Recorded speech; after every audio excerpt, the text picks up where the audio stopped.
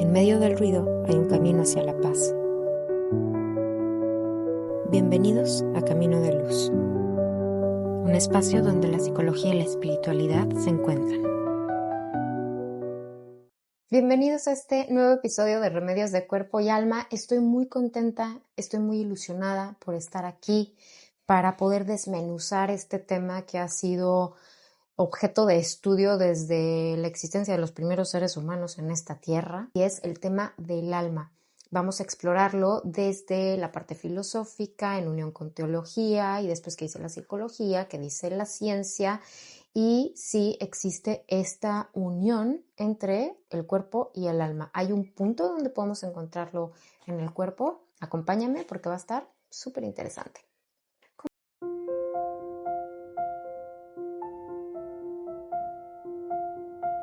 Vamos a empezar por ¿qué es el alma? Los que más llevaban el liderazgo de este tema en los espacios en donde más se comentaba y que era un tema que competía a ellos eran los filósofos.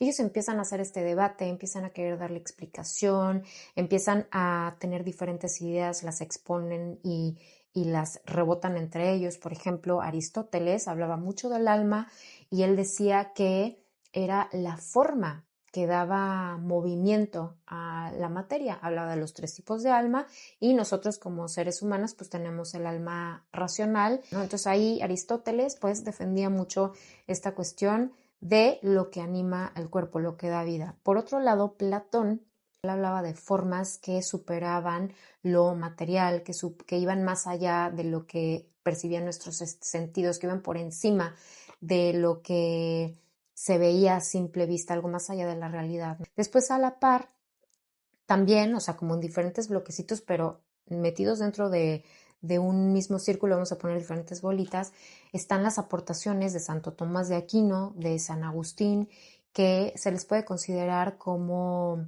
teólogos y filósofos. Al final todas sus enseñanzas, su teoría, pues tiene muchísimo que ver con la filosofía y con estas respuestas existenciales y de trascendencia. Y Santo Tomás de Aquino decía que el alma es la forma sustancial del cuerpo humano. Es el principio que da vida, unidad y organización al cuerpo. Tenía esta frase famosa que es anima est forma corporis. Entonces, suena bastante parecido a lo que decía Aristóteles, que es lo que le da vida al cuerpo, lo que le da ímpetu, lo que lo mueve. Y en su suma teológica, él dice que el alma es inmaterial, es espiritual y es inmortal. Entonces, esas son las 3 características de las que habla Santo Tomás de Aquino y obviamente hace referencia a que tiene que ver con esta parte espiritual y con la conexión con Dios, con la misión de regresar a Dios y que es lo que nos mantiene en este mundo con la mirada puesta en el cielo. Y San Agustín habla de las 3 potencias, que es muy importante el que tengamos en el radar estas 3 potencias de las que habla San Agustín porque se va a relacionar con las evidencias científicas. Las 3 potencias son el razonamiento o la inteligencia, la voluntad y la memoria. Esto es bien importante porque él dice, el alma se manifiesta a través del cerebro. Ahí ya hay destellos de ciencia, nada más que pues no se había hecho este link. Lo dejo para un poquito más adelante porque después llega y no podía faltar la concepción de nuestra querida Santa Hildegarda, que recuerden les había dicho que podríamos decir que es la primer psiconeuroinmunóloga de la historia. Tuve que parar porque había un ruidor allá afuera y no me iban a escuchar nada. Pero les estaba diciendo que Santa Hildegarda, la primer psiconeuroinmunóloga o de las primeras psiconeuroinmunólogas de la historia, dice que el alma es una chispa de luz divina depositada en el centro del ser humano. Es un reflejo de Dios. Recuerden que estamos hechos a imagen y semejanza.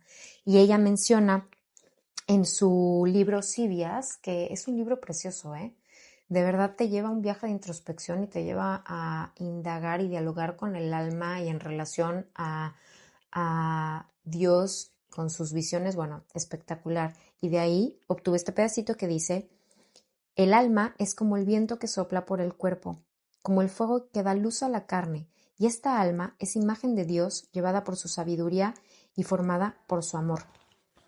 Entonces ella dice que, pues claro, o sea, es creada por Dios. De hecho, ella tiene una imagen en donde manifiesta por medio de una visión y simbolismos que en el momento de la concepción tiene el bebé en el vientre de la mamá y está la parte terrenal que se da por medio de la fecundación y después del cielo sale un hilito color dorado que se conecta al cordón umbilical del bebé y que es esta conexión en donde Dios manda esa chispa divina pero se queda conectado, no se desconecta, entonces todo el tiempo está en esa conexión y para lo que fue creada el alma fue para ayudarnos a regresar a Dios. Recuerden que todos tenemos en esta vida, en este viaje terrenal, una misión que cumplir. Cada quien tiene una misión particular, pero en general todos tenemos una misión universal que es regresar con Dios, regresar a nuestro Creador y precisamente es lo que hace que nos mantengamos el cuerpo, los pies en la tierra, pero la mirada en el cielo, el alma. Entonces tiene esta conexión con lo divino para poder llegar a cumplir esta obra de amor, que podamos amar y que podamos hacer el bien, que es lo que Dios quiere, ¿no? O sea, amar a profundidad.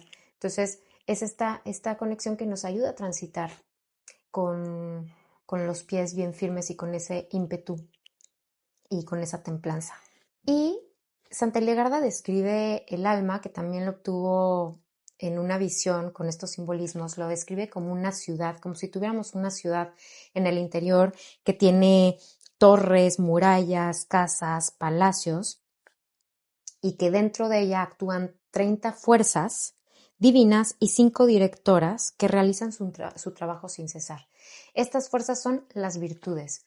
En otro video voy a hacer uno específicamente para hablar de las virtudes y los vicios, así es que no voy a profundizar en eso, pero quédense en el radar con las virtudes, que son todas esas fuerzas que nos ayudan a pulirla, a mantenerla limpia, a tenerla con mantenimiento, bien edificada, y que nos conducen, que ayuda a construir cada vez una torre más alta y que nos lleve a alcanzar la gloria, que nos lleve al cielo, a conectar con Dios.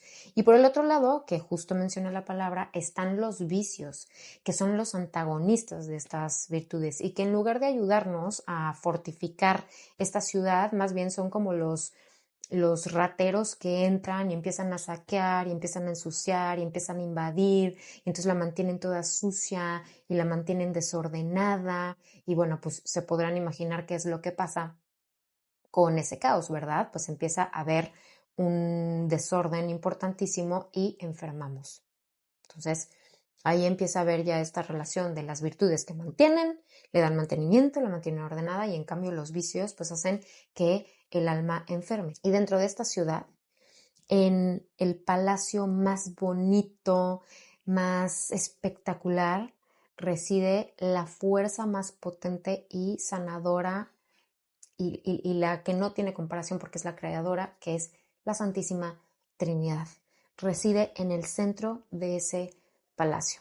Hasta ahí es un poco esta descripción del alma desde un enfoque teológico, filosófico. Y por muchos siglos así fue, esa era la visión general, obviamente con sus respectivas diferencias y pues no todos pensaban lo mismo y el debate de siempre. Pero después en el siglo XVII y XVIII entra con todo el materialismo y ahí es en donde se hace esta fractura entre el cuerpo y el alma y de hecho el alma, pum, queda desacreditada, queda fuera y se menciona que lo único existente y lo que da la realidad absolutamente todo es el cerebro y que gracias a los químicos que se liberan y a la conexión entre neuronas se da la realidad de absolutamente todo. Y así se hace una visión más reduccionista y de hecho ahí es en donde entran también las diferencias de la concepción dentro del campo de la psicología porque la psicología en un principio pues tenía muchísimo bagaje de la filosofía. O sea, al final podemos decir que los primeros psicólogos eran los filósofos. De ahí, ¡pum!, es como este paraguas que parte y bueno, ya se va enfocando más a un aspecto del ser humano que es en la psique, ese estudio y cómo se relaciona con los comportamientos, ¿no? O sea, como que se va haciendo todavía más específico. Y dentro de la psicología, a la parte del alma muchas veces se le ubica como la mente, que hace esta diferencia con el cerebro, o la conciencia. Se habla de conciencia, mente. Y había esta unión, pero después también cuando aparece toda esta parte del materialismo, pues las corrientes psicológicas también empiezan a ser más reduccionistas, más enfocadas a lo conductual y entra dentro de este arroyo de pensamiento más materialista. Pero de repente hay un giro causado por la misma ciencia, en donde ciertos neurocirujanos y médicos empiezan a darse cuenta por casos clínicos de pacientes que probablemente hay algo más allá del cerebro.